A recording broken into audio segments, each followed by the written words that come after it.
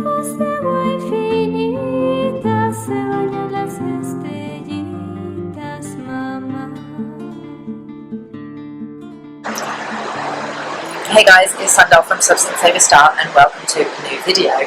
I just want to talk to you today about my first ayahuasca experience, which I got to experience not last night but the night before.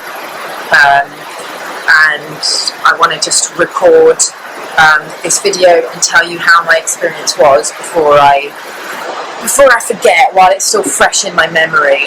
But I'm sure more insights will come to me as time goes on. But I'm literally about to do a psilocybin ceremony, magic mushrooms, with one of the guys who's staying here in this hostel. So I kind of wanted to get my initial insights that I got from the Yahe ceremony out before the psilocybin comes in and kind of confuses some of those insights. But one thing that I did forget to talk about in the last video, where I talked about my experience with different psychedelics and plant medicines, was my experience with DMT, which I will start off with now.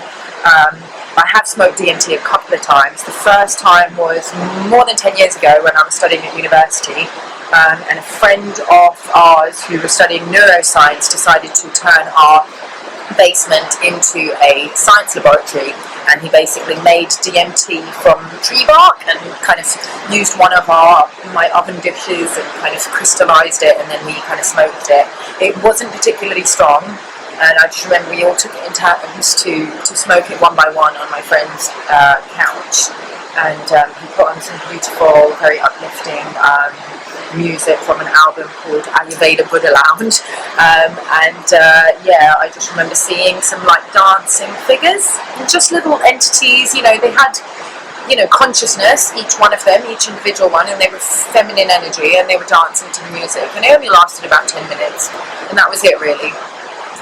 And then I didn't try it again until recently. I think it was like 2 years ago. This was when I had my YouTube channel and I was living in Thailand. Some of you have been following my channel since then. And a friend of mine had a few hits of it, and he was leaving the country, so he wasn't able to take it with him, so he asked me if I wanted to do it. But it was very rushed. It was like the day that he was leaving for the airport, and he just came round to my friend's apartment, and there were a couple of us in the apartment, and he gave it to me in a pipe. But it was just not the right environment. It was, you know, like one of our friends was like in the living room doing some work on the laptop, and he put some music on, but then the music kept on changing. And another friend of mine was kind of wandering around with an incense stick and wafting it about, and just, you know, and the guy who gave it to me, he was just kind of sitting there. But in fact, I don't know, it was just off-putting, and I could not concentrate.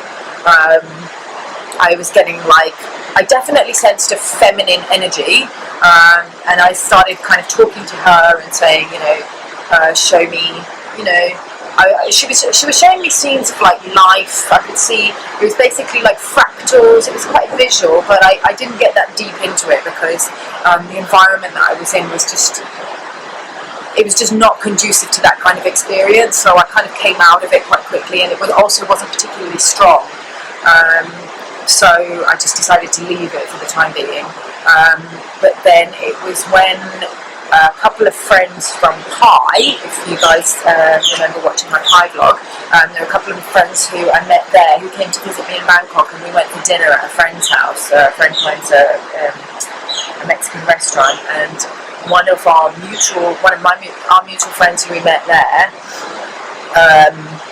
he had recently experienced the DMT and had quite a profound life-changing experience on it, so he kind of wanted to share that with people. So he was ordering it, and then anybody who wanted to have the experience, he would kind of create an environment in his home that was very, very conducive to this kind of experience. So the three of us decided that we were going to go meet up with him the next day, and we went to his house, and he gave it to us as a brew. Now, I don't know exactly what kind of plant he was using that had the dimethyltryptamine in it, so I can't really talk about that specifically, but it was definitely a brew, and it lasted for about an hour. It wasn't ayahuasca, but you know, I'm not sure exactly the source of the DMT. But he put on some music, and then we all lay down on the bed, and then we kind of went into it. And then I remember I went into it and I started seeing all these kind of fractals and shapes, kind of like a kaleidoscope. And then I could feel, again, this same female, feminine energy. And I was just like, okay, so show me some stuff. What do you got? And she was just like, well, I can show you anything that you want to see, but you need to know what you're looking for. So ask me a question. And I was just like, okay, why is there suffering in the world?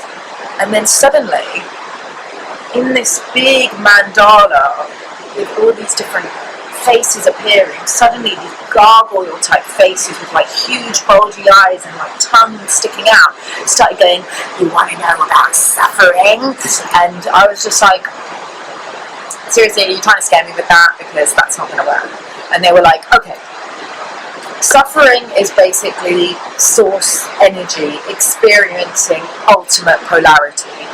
It's just like suffering, war, torture, atrocities. They are just forms of creativity. They're forms of the universe experiencing itself at its opposite extremes. So when, you know, man's inhumanity to man is just source wanting to experience ultimate separation. And for me that was the main thing that I took from it. I mean, the rest of the trip lasted about an hour, and I remember processing quite a few things to do with modelling and the industry and the way that we get treated in the industry and the way that we get exploited and the way that we are dehumanized. But that's something that I've talked about in some of my other videos, and I can talk about that more in detail another time. But the main thing that I got from the DMT was this whole idea of, you know, the answer that I got about the suffering and the question. But it was interesting because if you've watched my my vlog from Ubud, which I'll put a link to here, you'll see that when I'm talking to my friend Michael, we're walking through the temple, Saraswati temple, and he suddenly spots the gargoyle and he goes, hey, doesn't this look like a DMT vision? And I looked at it and I was just like, yes, it does. And those were exactly the faces that appeared when I asked the question about suffering. And then when we walked into the art gallery, I mean, definitely have a look at the vlog because it was really, really interesting. It was after I'd had this DMT experience. And we saw this mandala with all the faces in it. And we were just like, this is a DMT vision. Like this artist has done DMT because that is exactly what they've drawn. So yeah, that was interesting. Okay, I think I'm going to end the video there, and I'm going to talk about the ayahuasca in a separate video. So yeah, I'll just make them a bit shorter. So okay, that's the end of my DMT experience. And if you want to know about my ayahuasca experience, then watch this space. I'll be uploading that video soon, maybe next week. Okay, thanks for watching, guys. If you like this video, give it a thumbs up, leave a comment in the comment box below, and I will see you in the next video talking about ayahuasca. Bye!